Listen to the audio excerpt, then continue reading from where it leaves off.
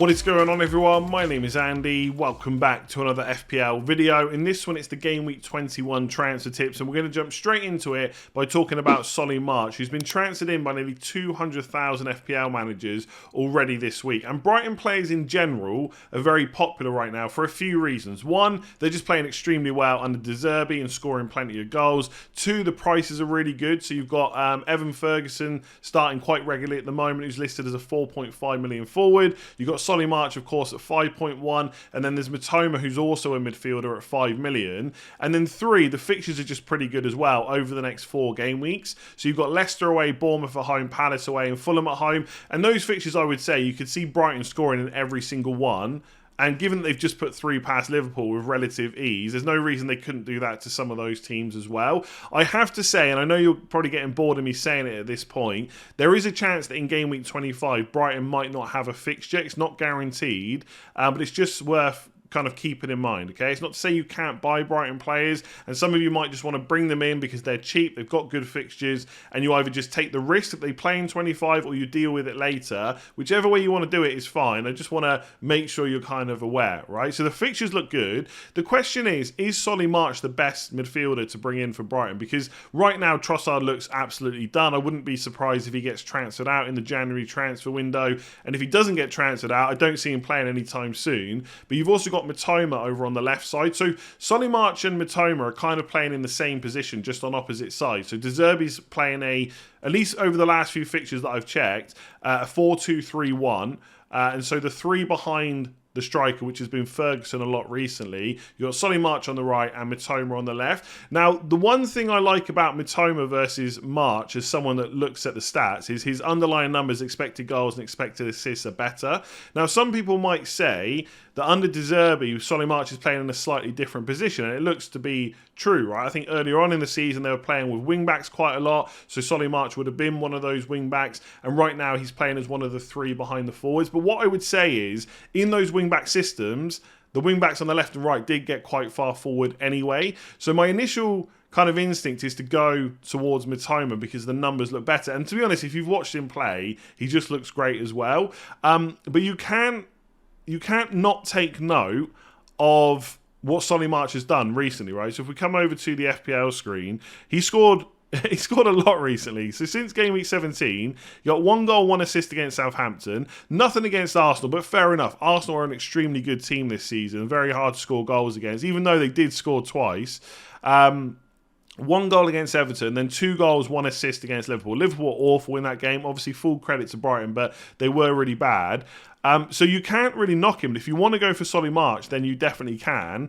But it's not like Mitoma hasn't been doing well too, with better underlying numbers. And he's slightly cheaper, although to be honest, when you're buying a 5 million midfielder, whether they're 5.1 or 5 probably makes little difference.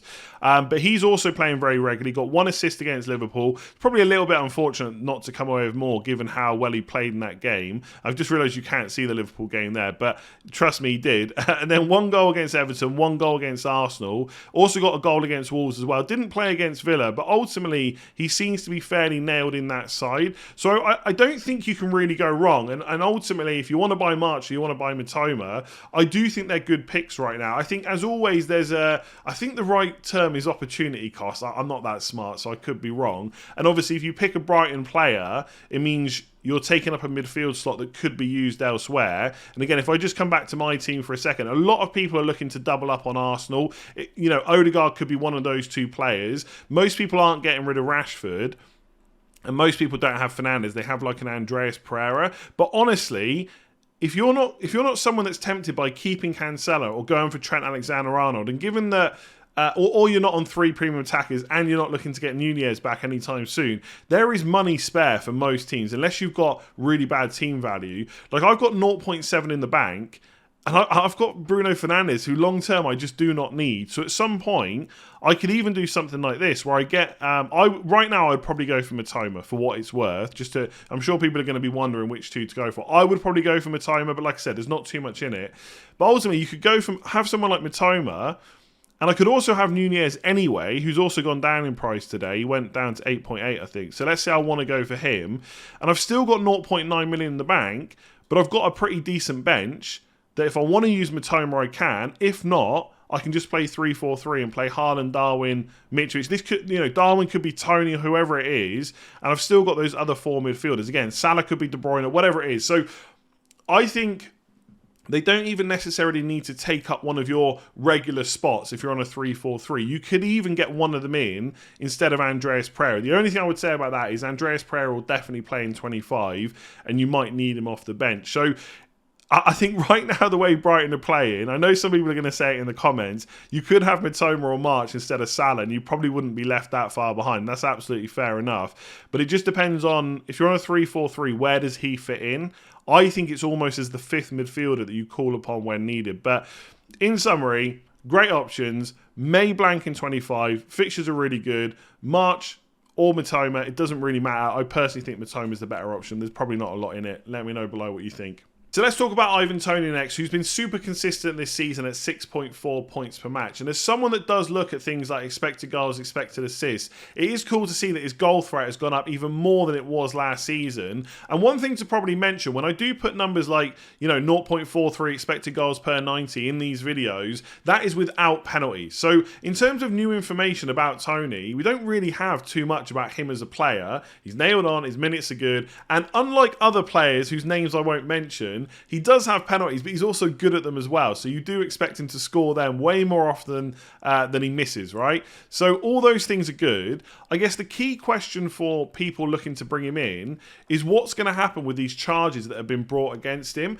And from what I can see, we haven't had any new information for a little while. So the last thing that I saw was that he had until, I think it was January 4th or maybe January 6th to respond to the charges. It's now January 17th and we haven't heard any more. He's just played last weekend, obviously got his goal from a penalty there.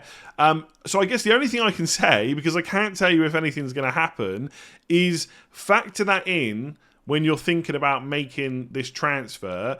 And what I mean by that is there is some risk that if you bring him in, you might have to take him out soon. So what does your team look like? How many other issues are you going to have to deal with? And I'll come on to the fixtures again in a second. But if you look at my team, for example, so obviously I could play Luke Shaw instead of one of my defenders. But if we look at my starting 11, I would say that Ederson, Trippier, Ben White, Salah, Rashford, Martinelli, Saka, Fernandes, Haaland and Mitrovic, 10 players are all absolutely nailed on.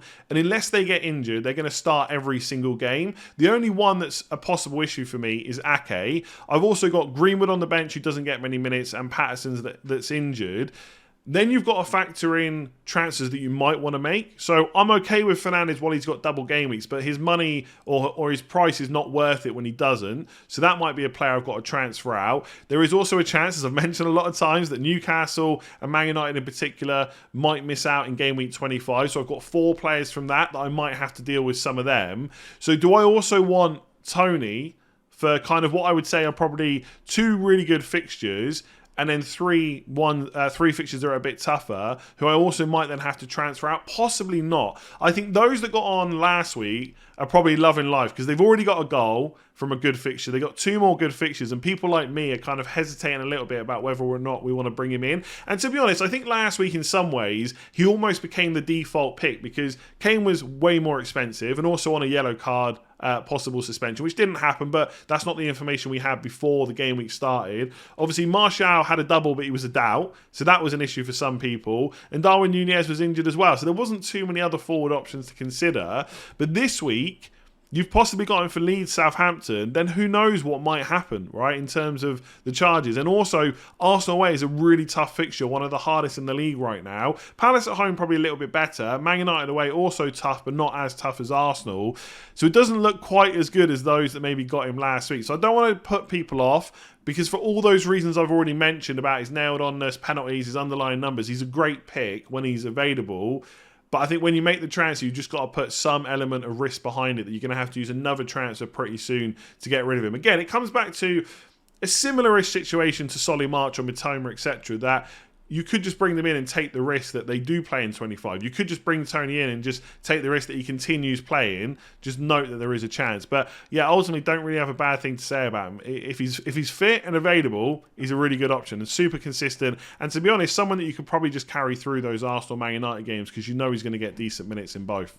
So let's talk about Saka next. And I will note that although he's been sold by just over 50,000 FPL managers, he has also been brought in by just over 53,000 as well. So it kind of evens itself out. But there has been a bit of discussion within the FPL community this week about just generally who are the best Arsenal midfielders to go for, especially if you're only picking two, and whether or not it's worth selling Saka to Odegaard or Martinelli because they're cheaper to free up cash to use elsewhere. So they are the two things that I want to talk about. I think in general, right, I'm a Saka owner. I've got no inclination to sell him whatsoever. I think he's absolutely the best £8 million midfielder and probably one of the best FPL options in the game, to be honest with you. So in some ways, I'm slightly biased. It's worth mentioning that he is just one yellow card away from a suspension, and Arsenal have played 18 games. So he's got to get through the game against Man United to avoid a suspension. But whatever happens, he will be available as long as he's fit for the double game week in game week 23.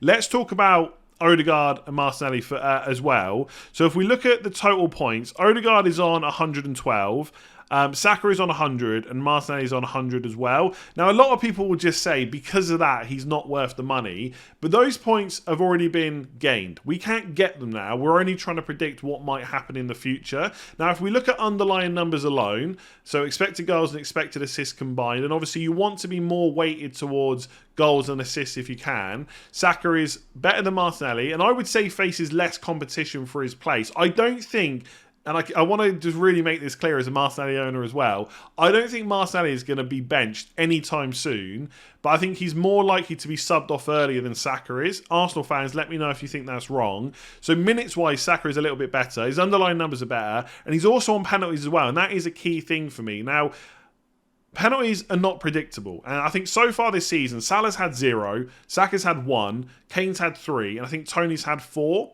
And the amount of penalties a player gets can often change our perception quite a lot because obviously the points are higher because they are an easy way to get a goal unless your name is Mitrovic, right? Or even Zaha.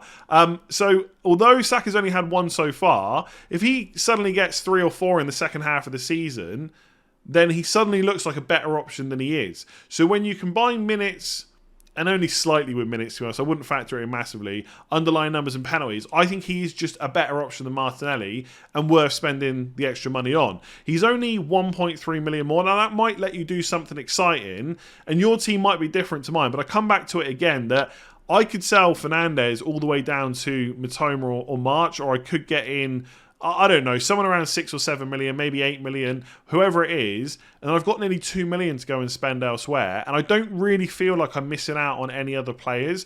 So, because there's so many cheap options this season, and because you're not really forced is the wrong word, but players like Trent and Cancelo are just not really that desired by most FPL managers right now. So there's not that much money to spend in defence. There just feels like a lot of money to go around. And by the way, I've got Edison as well. Lots of you are going to have 4.5 million goalkeepers. You probably got even more money than me. So I think it's hard to kind of say you should do Saka to Martinelli. Odegaard is a slightly different prospect because his underlying numbers without penalties are better than both. But again, because of those penalties, it would put Saka ahead for me. So if I was ordering the Arsenal midfielders right now, I would have Saka, then Odegaard, and then Martinelli. And by the way, I'm a Martinelli owner, and I have no desire or anything like that, again, inclination to sell him right now, and I'm happy to keep those two. So I think if you've already got 2 Arsenal midfielders, there's not really a huge amount of point worrying about. You probably just stick to the 2 you've got.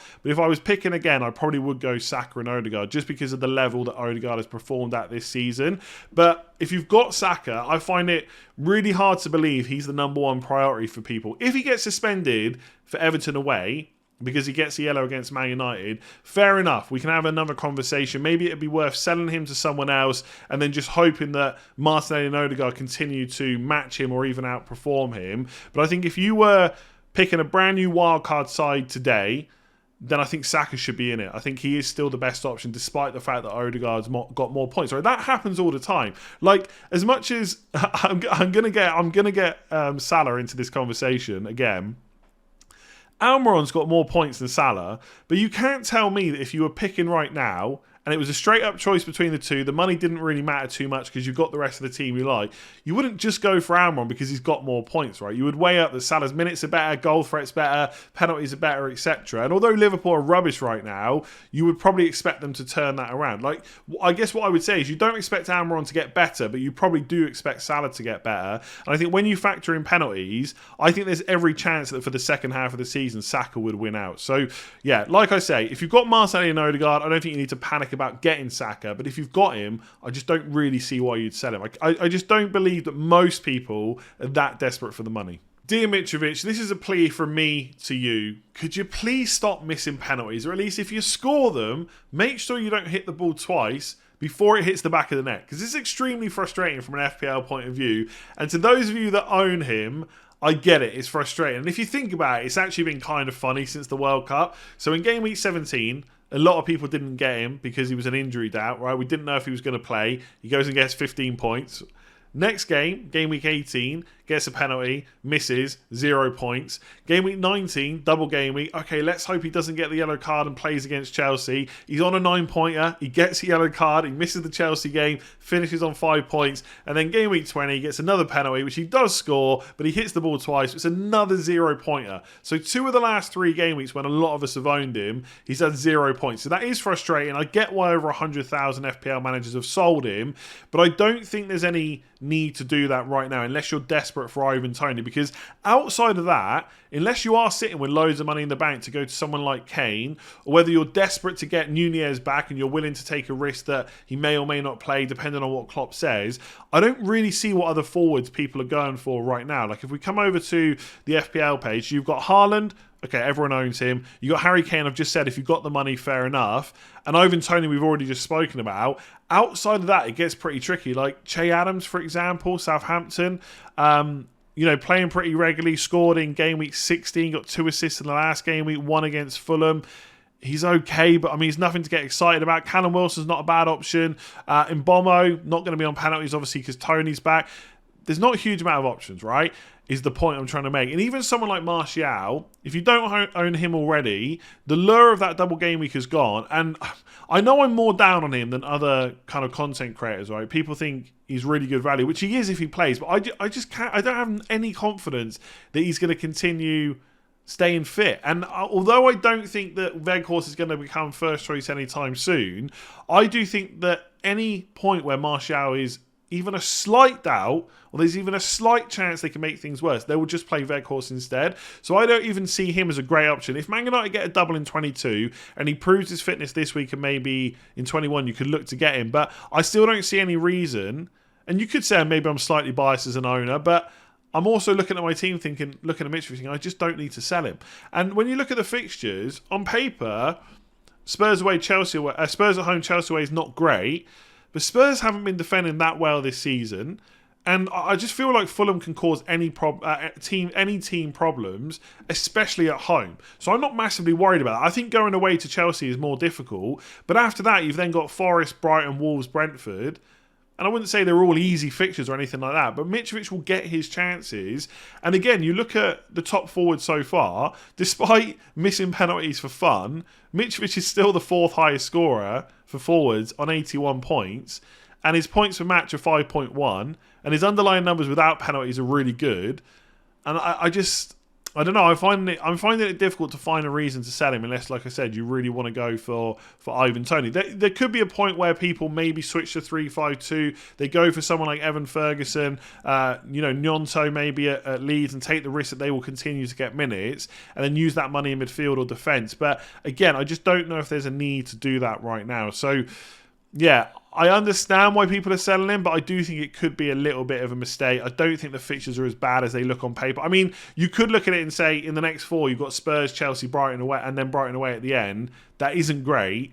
But I just think Fulham, who, by the way, are in the top 10 quite comfortably in the Premier League right now, do like to go and attack, and Mitrovic is a huge part of that. So I probably wouldn't sell him. If you are a Mitrovic owner, let me know in the comments below why you're selling him. I did say after the last missed penalty, he will score more often than he misses, But obviously that wasn't true straight away. So if he gets another penalty and I'm watching the game, I may just turn the TV off and just hope for the best. But yeah, if you've Mitrovic owner or you've got any of these players that I've spoken about, let me know what you're doing with them. If you've enjoyed the video, give it a like, hit subscribe, and I will be back tomorrow with yet another video.